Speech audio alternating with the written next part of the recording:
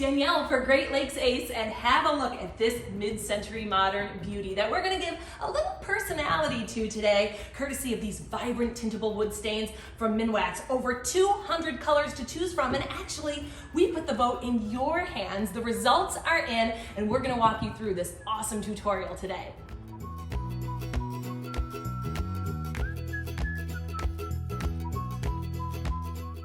So if you'll notice, our project piece already has a finish on it. We're gonna wanna get rid of that so we can really make this our own. So we're gonna start with the coarse 80 grit sandpaper and work our way up to the fine 320 grit. Coming off good. We went ahead and taped off our pattern with some heavy duty frog tape.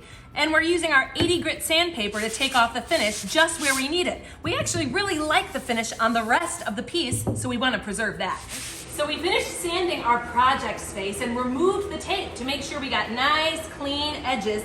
And what I'm doing right now is just wiping all that sawdust down with a wiping cloth.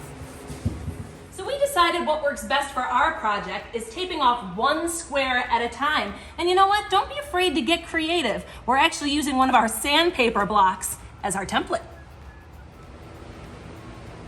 Wow, look at that. And after you've let it sit for just a minute, we're gonna wipe it off and see what we've got. Oh my gosh. Would you look at that? When you're happy with the shade you've achieved, go ahead and peel off your tape to reveal those nice, clean lines. Oh my gosh, she's gorgeous.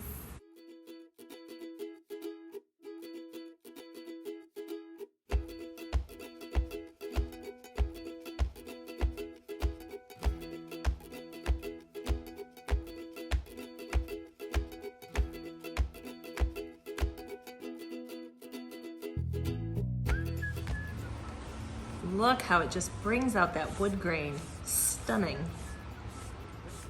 Now, one thing you're gonna wanna think about when tackling an awesome DIY project like this at home is your tint base. You got a couple of options here. This one is the clear tint base, and you can see right on the label, it's going to allow you to achieve these beautiful, rich, dark colors like denim and violet. And this one over here is the pure white tint base, and that's gonna allow you to see some of that beautiful wood grain underneath and give you just a hint of color.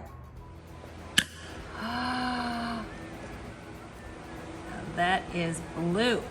How do you do?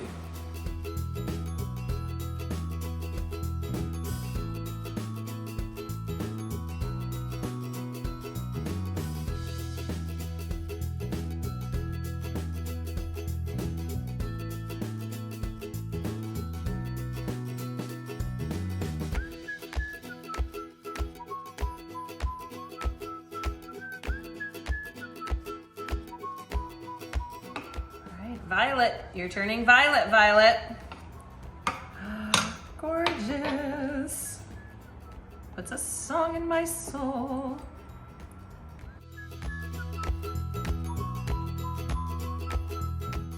So the great thing about working with wood stain is that if you got a little overzealous in sanding off your original finish, you have plenty of options to choose from to troubleshoot and get that finish right back to where you need it to be. Protective finish clear coat time. Now remember, when we began, we sanded down the protective finish that was originally here in order to make sure our bold colors adhered to the surface. Well, now we're going to reapply it, and it's not only going to give you a beautiful finished look, but it's really going to make these colors pop. So make sure you follow the directions closely on the back of the can to ensure your finish lasts. So it appears milky, but dries crystal clear. Now don't be afraid to add all those little details that are really gonna make this piece your own. There are no rules, but the rules you make yourself. A little pop of red on the legs, don't mind if we do.